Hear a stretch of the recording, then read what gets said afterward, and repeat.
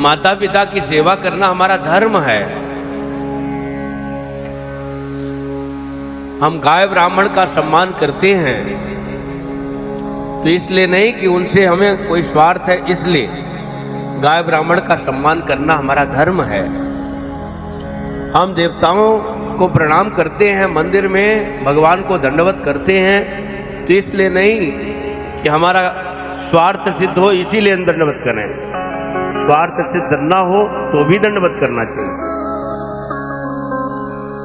गुरु को प्रणाम इसलिए नहीं करना चाहिए कि मेरा काम हो जाए तभी करेंगे, काम हो या ना हो गुरु को प्रणाम करना उसी तरह आवश्यक है जैसे माता पिता की सेवा करना आवश्यक है।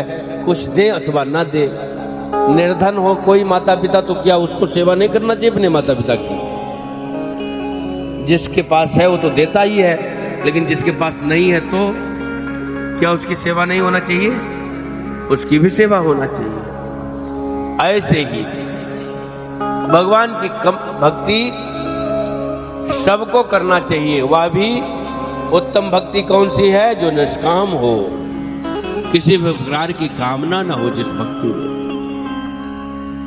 ऐसा करने से ऋषिकेश भगवान अतिशीघ्र प्रसन्न हो जाते हैं। सबके इंद्रियों और मन को वश में करने वाले ठाकुर जी सबके अंदर निवास करने वाले भगवान परम प्रसन्न हो जाते हैं।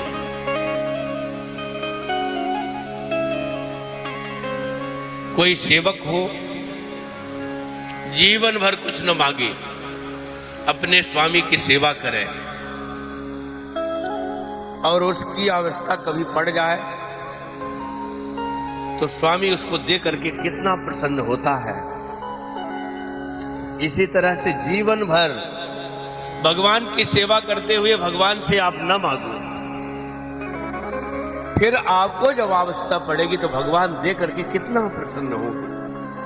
आपके रक्षा की बात आएगी तो भगवान आपकी रक्षा करके कितने प्रसन्नता का अनुभव करेंगे जिसका और छोर नहीं। जब यहाँ का साधारण मानव कोई उसकी सेवा करे, नौकर की तरह सेवा करे जीवन भर, और उसको अवस्था पड़ जाए तो यहाँ का जो साधारण मानव है वो बहुत अधिक चाहेगा, बहुत सहायता करेगा। फिर ज्ञान शिरोमणि कौशल राव जो ज्ञान के शिरोमणि हैं, जिनसे धर्म निकला है, ऐसे प्रभु हमारा साथ क्यों नहीं देंगे? अर्थात मुझसे बहुत प्रेम करेंगे, आत्मा के समान प्रेम करेंगे। को स्वामी सेवक ही निवाजी, आप समान साज सब साजी। भगवान के समान स्वामी कौन है? जो अपने समान अपने सेवक को बना लेते हैं। भगवान श्री राम जी ने अपने राजावाद में राज्य को स्वीकार किया, पहले विभीषण और सुग्रीव को राजा बना दिया। क्यों? इन्होंने सहयोग किया राम जी का, राम जी की सेवा किया तो राम जी अपने राजावाद में पहले सुग्रीव और विभीषण को राजा बना दिए।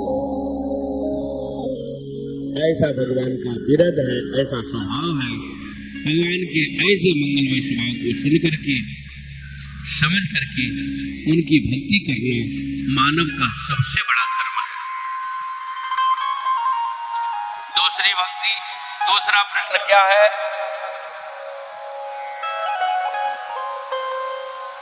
दूसरा प्रश्न है श्रेष्ठ कौन है? क्या करना चाहिए? किसकी पूजा करना चाहिए?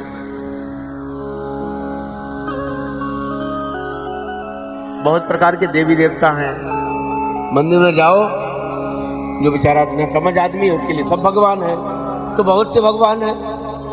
किसकी पूजा करे किसकी न करे? देवी भी बैठी है, भैरव भी बैठे हैं, भवानी भी बैठी है, शनिदेव बैठे हैं, करौली माता बैठी है, संतोषी माता बैठी है, भूत प्रेत भी बैठे हैं, विराज देता है कोई, गणेश जी बैठे हैं, पार्वती अम्बा बैठी है, कार्तिकेय जी बैठे हैं, सूर्य भगवान बैठे हैं, शंकर भगवान बैठे हैं, रामकृष्ण नारायण में से भी कोई न कोई देव बैठे हैं। किसकी पूजा करें? पूजा किसकी करना चाहिए? बताओ, आपको वृक्ष को स्वस्थ रखना है तो पानी कहां डालना चाहिए? जड़ में पानी डालना चाहिए। वृक्ष को स्वस्थ रखना है तो जड़ में पानी डालना चाहिए। जैसे जड़ में पानी डाल देने से तना, शाखा, पत्ती, फल, फूल सब अपने आप हरे भरे रहते हैं। अलग अलग से हर एक अवयव में, हर एक अंग में पानी नहीं डालना पड़ता है। उसी प्रकार से भगवान श्री हरि की उपासना कर देने के बाद, उनका भजन करने के बाद सबका भजन अपने आप हो जाता है। अलग अलग से उपासना नहीं करनी पड़ती है, सब अपने आप स्वस्थ रहते हैं। राम की होई तापर कृपा करे सब कोई, एक ही साधे सब सधे, सब साधे सब जाने। इसलिए भगवान श्री हरि की उपासना करना चाहिए। सद्भावना, सम्मान सबके प्रति, सबको प्रणाम। सबई मान प्रदवाप अमानी, भरत प्राण सम मम तो प्राण। जाओ जहां भी देखो, जहां जहां विभिन्न मुनीश्वर पावो, आश्रम जाय जाय सिर नामो। जहां जहां देखो देव मूर्ति, सबको प्रणाम करो, परंतु पूजा एक की।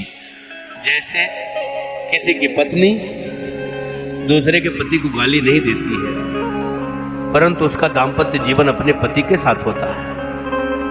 ऐसे ही किसी देवी देवता की हम निंदा न करें, परंतु उपासना अपने प्रभु श्री सीताराम जी की। सर्व समर्थ अखिल विश्व यह मोर पाया, सब पर मोर बराबर लाया। सारा विश्व ब्रह्मांड भगवान से प्रकट है और सब पर भगवान की बराबर कृपा है। इसलिए ठाकुर जी जो ऐसे मंगलमय स्वभाव वाले हैं, उनका भजन करना मानव के लिए परम धर्म है।